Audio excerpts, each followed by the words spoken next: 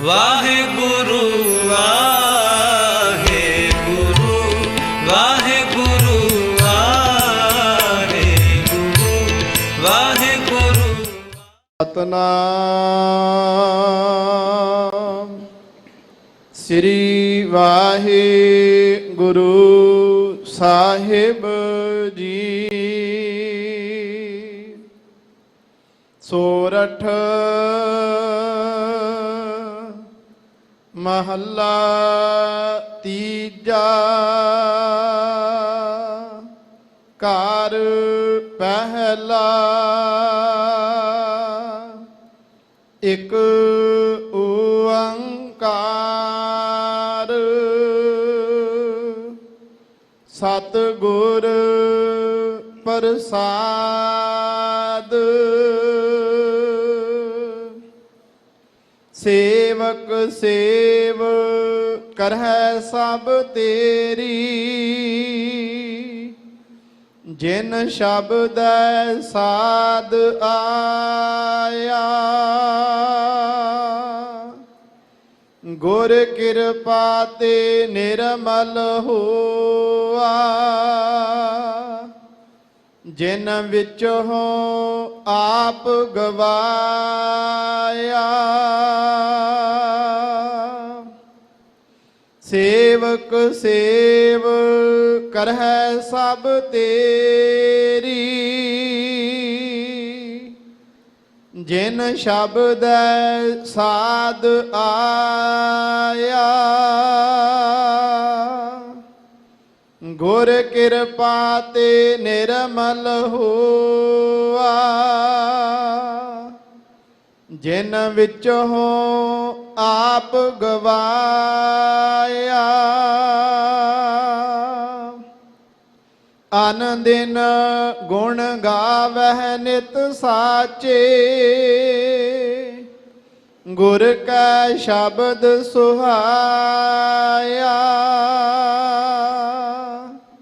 ਮੇਰੇ ਠਾਕੁਰ ਹਮ ਬਾਰਕ ਸਰਣ ਤੁਮਾਰੀ।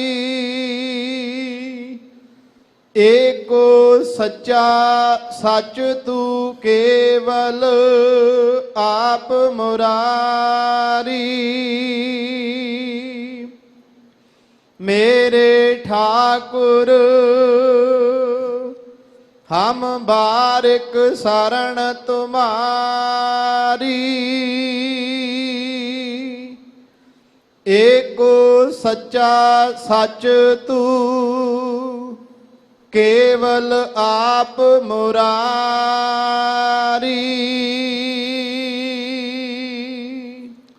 ਵਾਹਿਗੁਰੂ ਜੀ ਕਾ ਖਾਲਸਾ ਵਾਹਿਗੁਰੂ ਜੀ ਕੀ ਫਤਿਹ। ਪਰਮ ਸਨਮਾਨ ਅਤੇ ਸਤਿਕਾਰਯੋਗ ਸਤਿਗੁਰੂ ਗਰੀਬ ਨਿਵਾਜ਼ ਅੰਤਰਜਾਮੀ ਸੱਚੇ ਪਾਤਸ਼ਾਹ ਜੀ ਦੀ ਸਾਜੀ ਨਵਾਜੀ ਗੁਰੂ ਸਰੂਪ ਗੁਰੂ ਖਾਲਸਾ ਸਾਧ ਸੰਗਤ ਜੀਓ। ਆਪ ਜੀ ਜਿਤਨੇ ਵੀ ਗੁਰੂ ਪਿਆਰੇ ਸਤ ਸੰਗੀ ਦੂਰੋਂ ਨੇੜਿਓਂ ਚੱਲ ਕਰਕੇ ਚਵਰ ਛਤਰ ਤਖਤ ਦੇ ਮਾਲਕ ਮੀਰਾਨ ਮੀਰ ਪੀਰਾਨ ਪੀਰ ਸਰਵਰੇ ਕਾਇਨਾਤ ਕੌਣ ਆਲਮ ਦੇ ਸਾਂਝੇ ਸੁਲਤਾਨ ਦੇ ਸਮਰੱਥ ਸਤਿਗੁਰੂ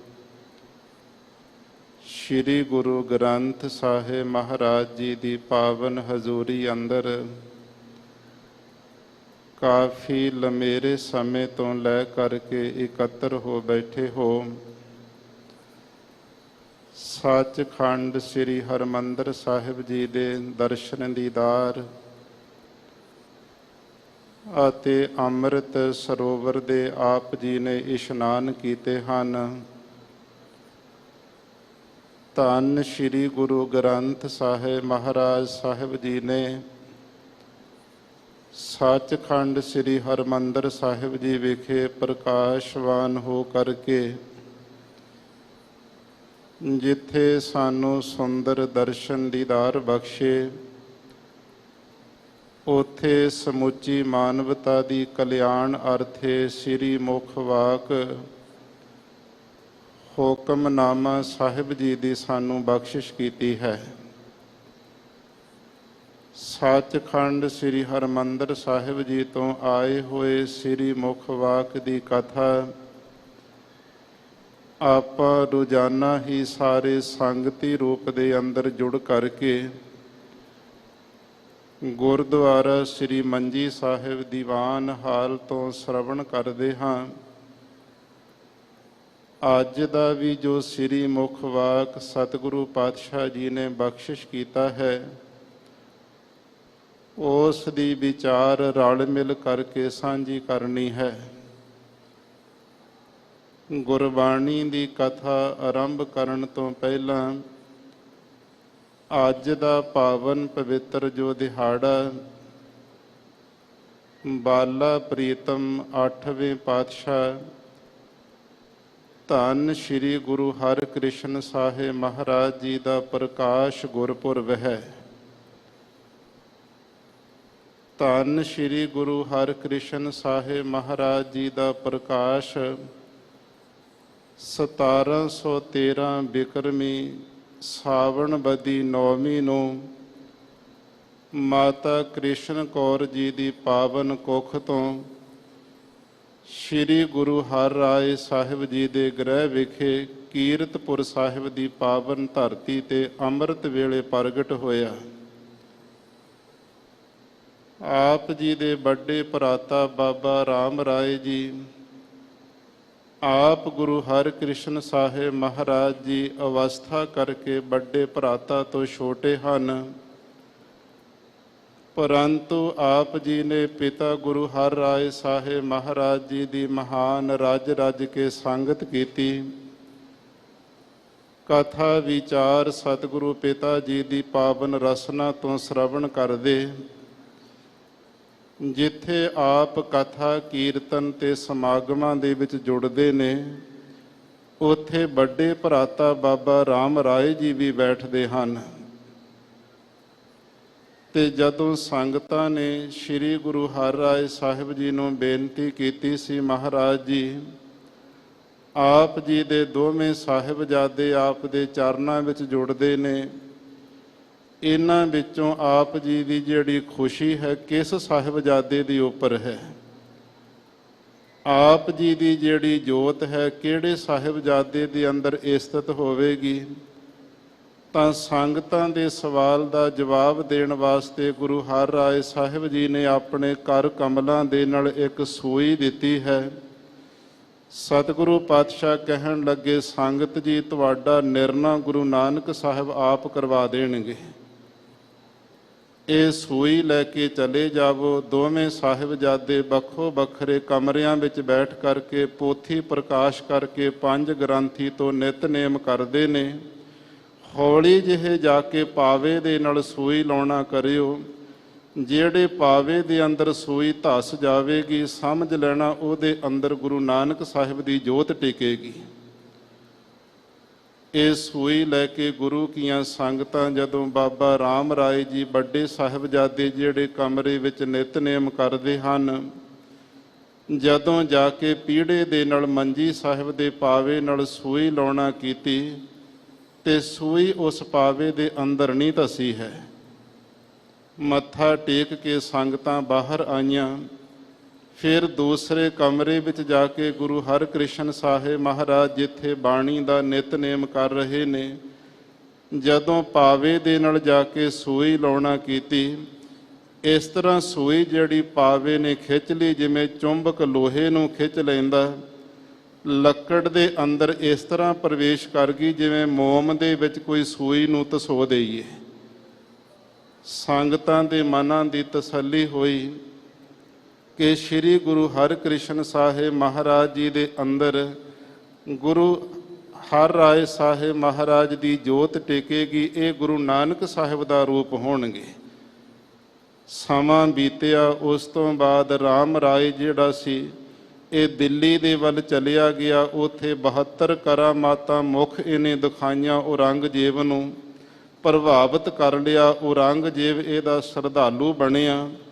ਜਿਸ ਵੇਲੇ ਇਹਨੇ ਗੁਰਬਾਣੀ ਦੀ ਜਿਹੜੀ ਤੁਕ ਹੈ, ਮਿੱਟੀ ਮੁਸਲਮਾਨ ਕੀ ਪੀੜਾ ਪਈ ਘੁਮਿਆਰ, ਮੁਸਲਮਾਨ ਦੀ ਜਗ੍ਹਾ ਬੇਈਮਾਨ ਉਚਾਰਨ ਕੀਤਾ।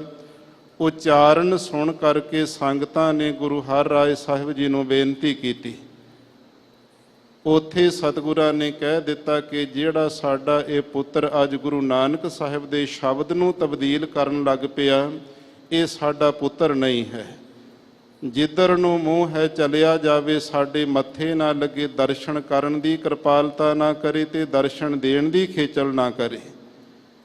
ਸਤਿਗੁਰੂ ਪਾਤਸ਼ਾਹ ਮਹਾਰਾਜ ਸਾਹਿਬ ਜੀ ਨੇ ਐਸੇ ਜਦੋਂ ਬਚਨ ਕਹੇ, ਰਾਮ ਰਾਏ ਨੂੰ ਪਤਾ ਲੱਗਿਆ, ਬੜਾ ਇਹ ਤੜਫਿਆ ਅੰਦਰੋਂ। ਇੱਧਰੋਂ ਗੁਰੂ ਹਰਿਕ੍ਰਿਸ਼ਨ ਸਾਹਿਬ ਮਹਾਰਾਜ ਜੀ ਦੇ ਉੱਤੇ ਬਖਸ਼ਿਸ਼ਾਂ ਹੋਈਆਂ। ਗੁਰਤਾ ਗੱਦੀ ਦੇ ਤਖਤ ਦੇ ਉੱਪਰ ਬਿਠਾ ਦਿੱਤਾ ਗੁਰੂ ਹਰਿਰਾਏ ਸਾਹਿਬ ਜੀ ਨੇ। ਜਦੋਂ ਗੁਰੂ ਹਰਿਰਾਏ ਸਾਹਿਬ ਮਹਾਰਾਜ ਜੀ ਜੋਤੀ ਜੋਤ ਸਮਾਏ ਹਨ, ਤਾਂ ਉਸ ਤੋਂ 13 ਦਿਨਾਂ ਤੋਂ ਬਾਅਦ ਗੁਰਤਾ ਗੱਦੀ ਦੇ ਤਖਤ ਤੇ ਜਦੋਂ ਗੁਰੂ ਹਰਿਕ੍ਰਿਸ਼ਨ ਸਾਹਿਬ ਜੀ ਸੁਭਾਏਮਾਨ ਹੋਏ ਤੇ ਰਾਮ ਰਾਏ ਈਰਖਾ ਦੇ ਵਿੱਚ ਸੜ ਉੱਠਿਆ। ਇਹਨੇ ਫਿਰ ਦਿੱਲੀ ਜਾ ਕੇ ਔਰੰਗਜ਼ੇਬ ਨੂੰ ਕਹਿ ਦਿੱਤਾ, ਬਾਦਸ਼ਾਹ ਜੀ, ਮੇਰੇ ਪਿਤਾ ਹਰਿਰਾਏ ਸਾਹਿਬ ਜੀ ਨੇ ਆਪਣੀ ਜਿਹੜੀ ਜੋਤ ਹੈ ਉਹ ਗੁਰਤਾ ਗੱਦੀ ਦੀ ਹਰਿਕ੍ਰਿਸ਼ਨ ਸਾਹਿਬ ਮੇਰੇ ਛੋਟੇ ਭਰਾ ਨੂੰ ਬਖਸ਼ਿਸ਼ ਕਰ ਦਿੱਤੀ। ਮੇਰਾ ਵੱਡਾ ਭਰਾ, ਮੈਂ ਵੱਡਾ ਹੋਣ ਕਰਕੇ ਮੇਰਾ ਗੁਰਤਾ ਗੱਦੀ ਤੇ ਹੱਕ ਸੀ। ਇਸ ਤਰ੍ਹਾਂ ਕਰੋ, ਮੈਨੂੰ ਗੁਰਤਾ ਗੱਦੀ ਦਿਵਾਓ, ਤੇ ਨਹੀਂ ਫਿਰ ਮੇਰੇ ਛੋਟੇ ਭਰਾ ਹਰਿਕ੍ਰਿਸ਼ਨ ਜੀ ਨੂੰ ਆਪਣੇ ਕੋਲ ਬੁਲਾ ਕੇ ਜਿੰਨੀਆਂ ਕਰਾਮਾਤਾਂ ਸ਼ਕਤੀਆਂ ਮੈਂ ਵਿਖਾਈਆਂ ਤੇ ਉਹਨਾਂ ਕੋਲੋਂ ਵੇਖਣੀਆਂ ਕਰੋ। 7ਵੇਂ ਪਾਤਸ਼ਾਹ ਜੀ ਨੇ ਬਚਨ ਕਰ ਦਿੱਤੇ ਸੀ ਗੁਰੂ ਹਰਿਕ੍ਰਿਸ਼ਨ ਸਾਹਿਬ ਮਹਾਰਾਜ ਜੀ ਨੂੰ, ਪੁੱਤਰ ਜੀ, ਔਰੰਗਜ਼ੇਬ ਬਾਦੀ ਹੰਕਾਰੀ ਦੇ ਮੱਥੇ ਨਹੀਂ ਲੱਗਣਾ, ਉਹਦੇ ਨਾਲ ਮਿਲਾਪ ਨਹੀਂ ਕਰਨਾ, ਉਹਨੂੰ ਦਰਸ਼ਨ ਨਹੀਂ ਦੇਣੇ, ਉਹਦੇ ਨਾਲ ਕਦੇ ਵੀ ਰਾਬਤਾ ਨਹੀਂ ਰੱਖਣਾ। ਹੁਣ ਉਸ ਵੇਲੇ ਔਰੰਗਜ਼ੇਬ ਦੇ ਜਦੋਂ ਕੰਨ ਭਰ ਦਿੱਤੇ ਰਾਮ ਰਾਏ ਨੇ, ਇਹਨੇ ਰਾਜਾ ਜੈ ਸਿੰਘ ਸਵਾਈ ਨੂੰ ਕੋਲ ਬੁਲਾਇਆ। ਔਰੰਗਜ਼ੇਬ ਕਹਿਣ ਲੱਗਿਆ, ਰਾਜਨ, ਤੂੰ ਬੜੀ ਸ਼ਰਧਾ ਰੱਖਦਾ ਗੁਰੂ ਹਰਿਕ੍ਰਿਸ਼ਨ ਮਹਾਰਾਜ ਜੀ ਦੇ ਉੱਪਰ, ਸੱਚਾ ਸ਼ਰਧਾਲੂ ਹੈ ਗੁਰੂ ਘਰ ਦਾ। ਮੇਰੇ ਵੱਲੋਂ ਪੱਤਰਕਾ ਲੈ ਕੇ ਜਾ, ਗੁਰੂ ਹਰਿਕ੍ਰਿਸ਼ਨ ਸਾਹਿਬ ਜੀ ਨੂੰ ਦਿੱਲੀ ਵਿੱਚ ਬੁਲਾਣਾ ਕਰ, ਇੱਥੇ ਦਰਸ਼ਨ ਦੇਣ ਆ ਕਰਕੇ ਹੋਰ ਅਨੇਕਾਂ ਤਰ੍ਹਾਂ ਦੀਆਂ ਵਿਚਾਰਾਂ ਮੈਂ ਸਤਿਗੁਰੂ ਤੋਂ ਸੁਣਨੀਆਂ ਚਾਹੁੰਦਾ ਹਾਂ। ਇਹ ਚਿੱਠੀ ਦੇ ਕਰਕੇ ਰਾਜਾ ਜੈ ਸਿੰਘ ਸਵਾਈ ਨੂੰ ਔਰੰਗਜ਼ੇਬ ਨੇ ਕੀਰਤਪੁਰ ਦੀ ਧਰਤੀ ਵੱਲ ਭੇਜ ਦਿੱਤਾ। ਦਿੱਲੀ ਦੀਆਂ ਸੰਗਤਾਂ ਨੇ ਪੱਤਰਕਾ ਲਿਖ ਦਿੱਤੀ, ਗੁਰੂ ਹਰਿਕ੍ਰਿਸ਼ਨ ਮਹਾਰਾਜ ਜੀ, ਔਰੰਗਜ਼ੇਬ ਬੜਾ ਬਾਦੀ ਹੈ, ਕੁਪੱਤਾ ਹੈ ਤੇ ਬੜੇ ਹਠੀਲੇ ਸੁਭਾਅ ਵਾਲਾ ਹੈ। ਇਸ ਨੂੰ ਰਾਮ ਰਾਏ ਨੇ ਬਹੁਤ ਤਰ੍ਹਾਂ ਦੀਆਂ ਚੁਗਲੀਆਂ ਕਰ ਕਰਕੇ ਕੰਨ ਭਰ ਦਿੱਤੇ ਨੇ।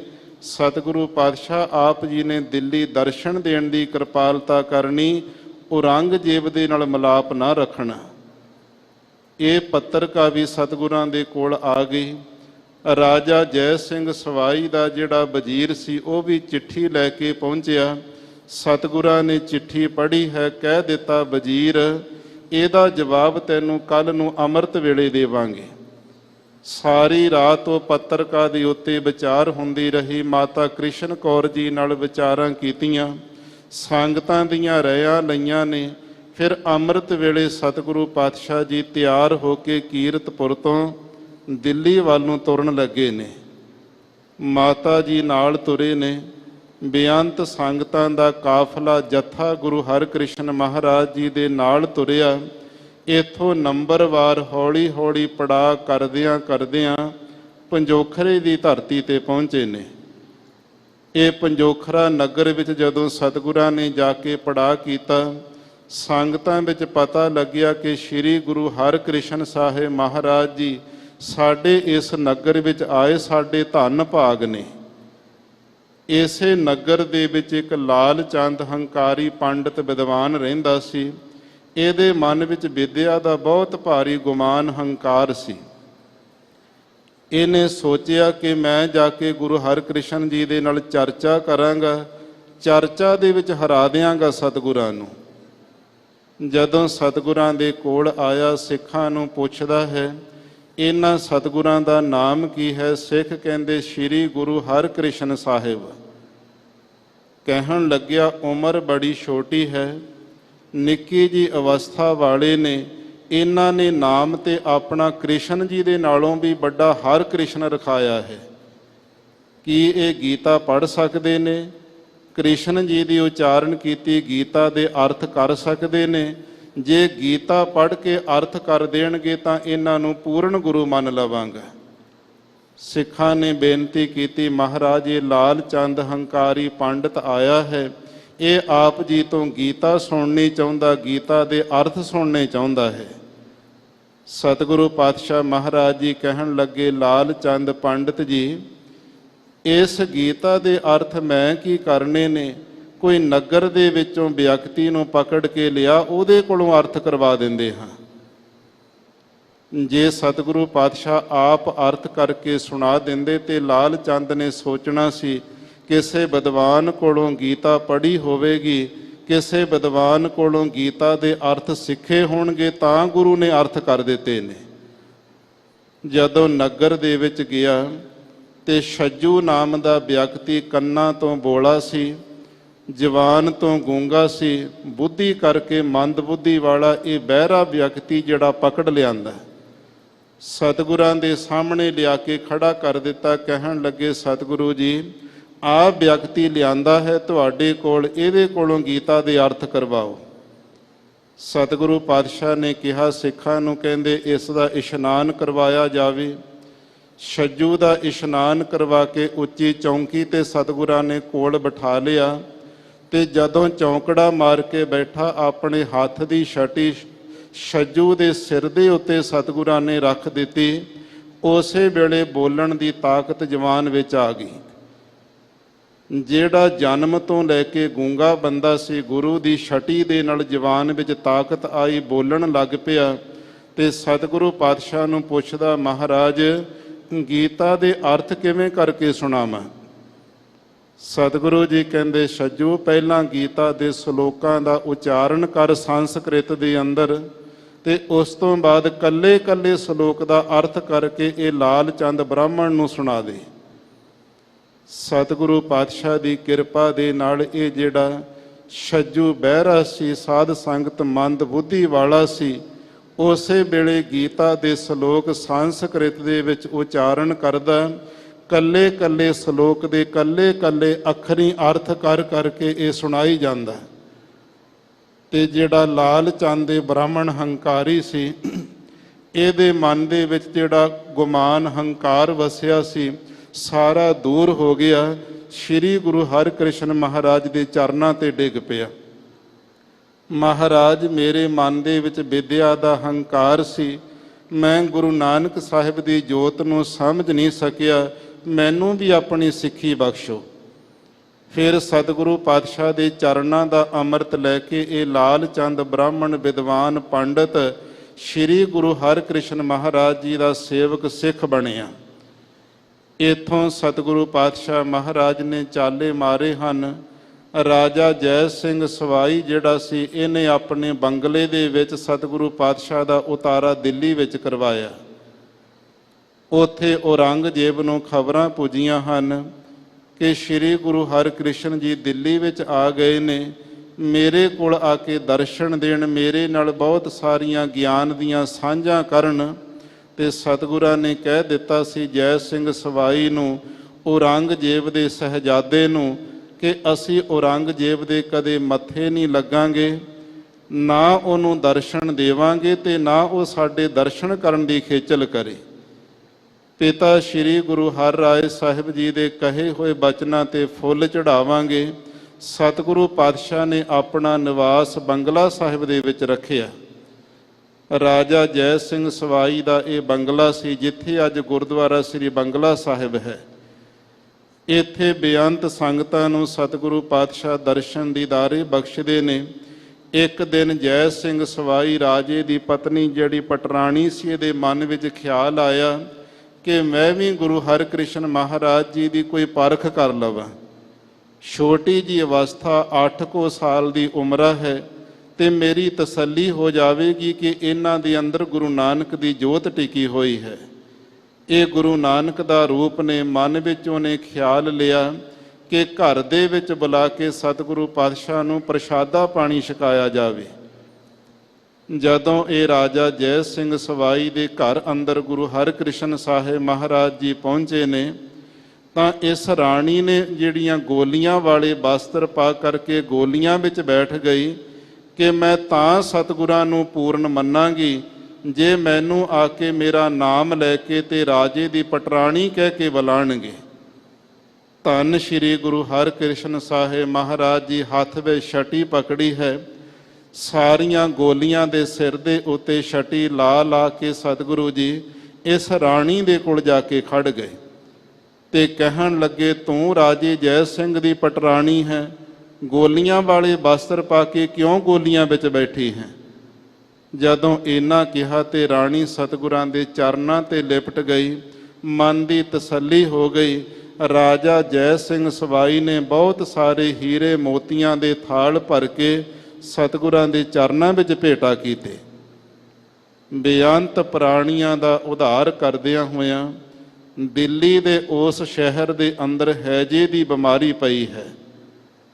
ਕਿੰਨੇ ਸਾਰੇ ਪ੍ਰਾਣੀ ਜਿਹੜੇ ਮੌਤ ਦੇ ਮੂੰਹ ਪੈ ਗਏ। ਜਦੋਂ ਇੱਕ ਨੂੰ ਦਫਨਾ ਕੇ ਆਉਂਦੇ ਨੇ, ਸੰਸਕਾਰ ਕਰਕੇ ਆਉਂਦੇ, ਦੂਸਰਾ ਚੜ੍ਹਾਈ ਕਰ ਜਾਂਦਾ, ਘਰ ਵਾਪਸ ਆਉਂਦੇ, ਤੀਜੇ ਦੀ ਤਿਆਰੀ ਹੋ ਜਾਂਦੀ। ਨਗਰ ਦੇ ਵਿੱਚ ਬਹੁਤ ਸਾਰਾ ਇਹ ਸ਼ਹਿਰ ਦੇ ਵਿੱਚ ਡਰ ਬੈਠ ਗਿਆ। ਫਿਰ ਸੰਗਤਾਂ ਨੂੰ ਪਤਾ ਲੱਗਿਆ ਗੁਰੂ ਨਾਨਕ ਦੀ ਜੋਤ ਰਾਜੇ ਜੈ ਸਿੰਘ ਸਵਾਈ ਦੇ ਬੰਗਲੇ ਵਿੱਚ ਆਏ ਹੋਏ ਨੇ, ਕਿਉਂ ਨਾ ਸਤਿਗੁਰੂ ਪਾਤਸ਼ਾਹ ਨੂੰ ਜਾ ਕੇ ਬੇਨਤੀ ਕਰੀਏ। ਜਦੋਂ ਕੋਈ ਐਸੇ ਰੋਗੀ ਸਤਿਗੁਰਾਂ ਦੇ ਕੋਲ ਆਉਂਦੇ ਨੇ ਤੇ ਆਪਣੇ ਚਰਨਾਂ ਦਾ ਅੰਮ੍ਰਿਤ ਦੇ ਕਰਕੇ ਸਤਿਗੁਰੂ ਹੈਜੇ ਦੇ ਰੋਗ ਤੋਂ ਰਾਹਤ ਦਿਵਾਉਂਦੇ ਨੇ। ਕਿੰਨਿਆਂ ਨੂੰ ਜਦੋਂ ਇਸ ਬਿਮਾਰੀ ਤੋਂ ਰਾਹਤ ਮਿਲੀ, ਫਿਰ ਸਤਿਗੁਰਾਂ ਦੇ ਦਰ ਦੇ ਉੱਤੇ ਕਤਾਰਾਂ ਲੱਗ ਗਈਆਂ, ਇੰਨੀਆਂ ਲੰਬੀਆਂ ਲਾਈਨਾਂ ਲੱਗੀਆਂ। ਫਿਰ ਸਤਿਗੁਰਾਂ ਨੇ ਕੀ ਕੀਤਾ, ਚਵੱਚੇ ਦੇ ਵਿੱਚ ਜਲ ਪਾ ਲਿਆ, ਉਸ ਚਵੱਚੇ ਦੇ ਵਿੱਚ ਆਪਣੇ ਚਰਨ ਰੱਖ ਦਿੱਤੇ। ਜਿਹੜਾ ਚਵੱਚੇ ਵਿੱਚੋਂ ਜਲ ਛਕਦਾ ਜਾਵੇਗਾ, ਹੈਜੇ ਦੀ ਬਿਮਾਰੀ ਉਹਦੀ ਟੁੱਟਦੀ ਜਾਵੇਗੀ। ਸਤਿਗੁਰੂ ਪਾਤਸ਼ਾਹ ਮਹਾਰਾਜ ਦੀ ਬੜੀ ਕੀਰਤੀ ਹੋਈ, ਬੜਾ ਜਸ, ਬੜੀ ਵਡਿਆਈ ਹੋਈ ਦਿੱਲੀ ਦੇ ਵਿੱਚ। ਤੇ ਔਰੰਗਜ਼ੇਬ ਸਤਿਗੁਰੂ ਦੀ ਵਡਿਆਈ ਨੂੰ ਸੁਣ ਕਰਕੇ ਪ੍ਰਸੰਨ ਵੀ ਹੁੰਦਾ ਤੇ ਦੂਸਰੇ ਪਾਸੇ ਰਾਮ ਰਾਏ ਬੜਾ ਈਰਖਾ ਨਾਲ ਭਰਿਆ ਪਿਆ। ਤੇ ਉਹਨੇ ਸੋਚਿਆ ਕਿ ਗੁਰੂ ਹਰਿਕ੍ਰਿਸ਼ਨ ਸਾਹਿਬ ਮਹਾਰਾਜ ਜੀ ਦੀ ਐਸੀ ਸਿੱਖੀ ਸੇਵਕੀ ਤੋਂ ਪ੍ਰਭਾਵਿਤ ਹੋ ਕਰਕੇ ਔਰੰਗਜ਼ੇਬ ਬਾਦਸ਼ਾਹ ਕਿਤੇ ਸਤਿਗੁਰਾਂ ਦਾ ਸੇਵਕ ਹੀ ਨਾ ਬਣ ਜਾਵੇ। ਪਰੰਤੂ ਧੰਨ ਸ਼੍ਰੀ ਗੁਰੂ ਹਰਿਕ੍ਰਿਸ਼ਨ ਮਹਾਰਾਜ ਜੀ ਦੇ ਮਨ ਵਿੱਚ ਨਾ ਤਾਂ ਔਰੰਗਜ਼ੇਬ ਨੂੰ ਮਿਲਣ ਦੀ ਕੋਈ ਲਾਲਸਾ ਹੈ, ਨਾ ਇੱਛਾ ਹੈ ਕਿ ਔਰੰਗਜ਼ੇਬ ਸਾਡੇ ਦਰਸ਼ਨ ਕਰਨ ਵਾਸਤੇ ਆਵੇ। ਸਤਿਗੁਰੂ ਤੇ ਪਰਮੇਸ਼ਰ ਰੂਪ ਹਨ। ਉਸ ਵੇਲੇ ਫਿਰ ਤਨ ਦੇ ਉੱਤੇ ਸੀਤਲਾ ਦਾ ਜਿਹੜਾ ਰੋਗ ਸੀ ਗੁਰੂ ਹਰਿਕ੍ਰਿਸ਼ਨ ਮਹਾਰਾਜ ਜੀ ਦੇ ਪ੍ਰਗਟ ਹੋਇਆ। ਬਹੁਤ ਗਹਿਰਾ ਜਿਹੜਾ ਸੀ ਰੋਗ ਸਰੀਰ ਦੇ ਉੱਤੇ ਜਦੋਂ ਹਾਵੀ ਹੋ ਗਿਆ, ਫਿਰ ਸਤਿਗੁਰੂ ਪਾਤਸ਼ਾਹ ਨੇ ਜਾਣਿਆ ਕਿ ਸੱਚਖੰਡ ਜਾਣ ਦੀਆਂ ਤਿਆਰੀਆਂ ਹਨ। ਜਮਨਾ ਦੇ ਕਿਨਾਰੇ ਸਤਿਗੁਰੂ ਪਾਤਸ਼ਾਹ ਜੀ ਗਏ ਹਨ ਤੇ ਉੱਥੇ ਸਤਿਗੁਰੂ ਪਾਤਸ਼ਾਹ ਨੇ ਜਦੋਂ ਆਪਣਾ ਪੰਜ ਭੌਤਿਕ ਸਰੀਰ ਤਿਆਗਣ ਦਾ ਸਮਾਂ ਨੇੜੇ ਜਾਣਿਆ ਤਾਂ ਸੰਗਤਾਂ ਨੇ ਕਿਹਾ ਸੀ, ਮਹਾਰਾਜ ਆਪ ਜੀ ਦੀ ਜੋਤ, ਤੁਹਾਡਾ ਸਵਰੂਪ ਅਸੀਂ ਕਿਸ ਦੇ ਵਿੱਚੋਂ ਤੱਕਾਂਗੇ? ਤਾਂ ਫਿਰ ਉੱਥੇ ਬਚਨ ਕਹੇ ਸੀ ਸਤਿਗੁਰਾਂ ਨੇ, ਬਾਬਾ ਬਸ ਹੈ ਗ੍ਰਾਮ ਬਕਾਲੇ, ਬਨ ਗੁਰ ਸੰਗਤ ਸਕਲ ਸੰਭਾਲੇ।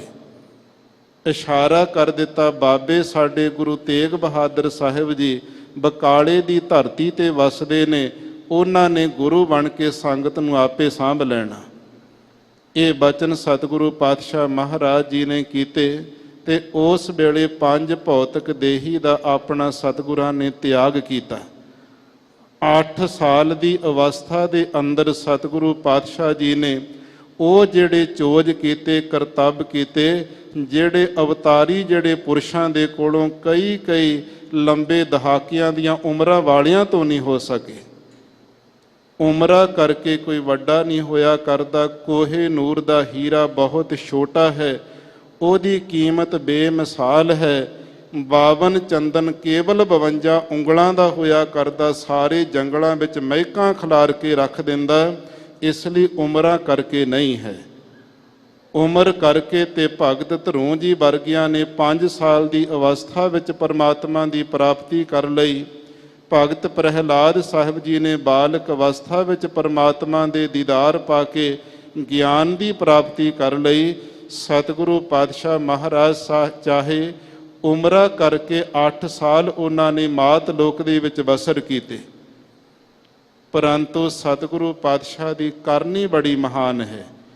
ਇੱਕ ਤੇ ਸਤਿਗੁਰਾਂ ਨੇ ਪੂਰਨੇ ਪਾ ਦਿੱਤੇ ਕਿ ਗੁਰਸਿੱਖੋ, ਤੁਹਾਨੂੰ ਔਰੰਗਜ਼ੇਬ ਦੇ ਮਥਾਜ ਨਹੀਂ ਅਸੀਂ ਰੱਖਾਂਗੇ। ਮਲਾਪ ਨਹੀਂ ਕੀਤਾ ਔਰੰਗਜ਼ੇਬ ਦੇ ਨਾਲ। ਦੂਸਰੀ ਸਤਿਗੁਰੂ ਪਾਤਸ਼ਾਹ ਨੇ ਜਿਹੜੀ ਚੋਣ ਹੈ ਗੁਰੂ ਤੇਗ ਬਹਾਦਰ ਸਾਹਿਬ ਪੂਰੇ ਗੁਰੂ ਦੀ ਕਰਕੇ ਸੰਗਤਾਂ ਨੂੰ ਗੁਰੂ ਤੇਗ ਬਹਾਦਰ ਜੀ ਦੇ ਲੜ ਲਾ ਦਿੱਤਾ। ਇਹ ਦੋ ਬਹੁਤ ਵੱਡੇ ਜਿਹੜੇ ਸਤਿਗੁਰੂ ਪਾਤਸ਼ਾਹ ਮਹਾਰਾਜ ਜੀ ਨੇ ਕਾਰਜ ਕੀਤੇ। ਤੇ ਜਦੋਂ ਸਤਿਗੁਰੂ ਪਾਤਸ਼ਾਹ ਜੋਤੀ ਜੋਤ ਸਮਾ ਗਏ, ਇਹ ਖਬਰਾਂ ਰਾਮ ਰਾਏ ਨੂੰ ਮਿਲੀਆਂ। ਔਰੰਗਜ਼ੇਬ ਦੇ ਕੰਨਾਂ ਵਿੱਚ ਖਬਰਾਂ ਪਈਆਂ ਨੇ ਕਿ ਮੈਂ ਗੁਰੂ ਹਰਿਕ੍ਰਿਸ਼ਨ ਜੀ ਨੂੰ ਦਰਸ਼ਨ ਕਰਨ ਵਾਸਤੇ ਬੁਲਾਇਆ ਸੀ, ਉਹ ਮੇਰੀ ਇੱਛਾ ਪੂਰੀ ਨਹੀਂ ਹੋ ਸਕੀ। ਹੁਣ ਜਾ ਕੇ ਸਤਿਗੁਰਾਂ ਦੀ ਦੇਹੀ ਦੇ ਅੰਤਮ ਦਰਸ਼ਨ ਹੀ ਕਰ ਲਵਾਂ। ਜਦੋਂ ਸਾਧ ਸੰਗਤ ਔਰੰਗਜ਼ੇਬ ਸ਼੍ਰੀ ਗੁਰੂ ਹਰਿਕ੍ਰਿਸ਼ਨ ਮਹਾਰਾਜ ਜੀ ਦੇ ਅੰਤਲੇ ਸਮੇਂ ਦੇਹੀ ਦੇ ਦਰਸ਼ਨ ਕਰਨ ਵਾਸਤੇ ਪਹੁੰਚਦਾ ਹੈ, ਸਤਿਗੁਰੂ ਪਾਤਸ਼ਾਹ ਦੇ ਤਨ ਦੇ ਉੱਪਰੋਂ ਚਿੱਟਾ ਚਾਦਰਾ ਲਾ ਕੇ ਦਰਸ਼ਨ ਕਰਨ ਲੱਗਦਾ। ਉਸ ਵੇਲੇ ਇੰਜ ਲੱਗਦਾ ਵੀ ਧਰਤੀ ਫਟ ਗਈ ਹੈ। ਇੰਨੀ ਡੂੰਘੀ ਤਰੇੜ ਪੈ ਗਈ ਧਰਤੀ ਦੇ ਅੰਦਰ, ਮੈਂ ਤਰੇੜ ਦੇ ਵਿੱਚ ਜਾ ਡਿੱਗਿਆ।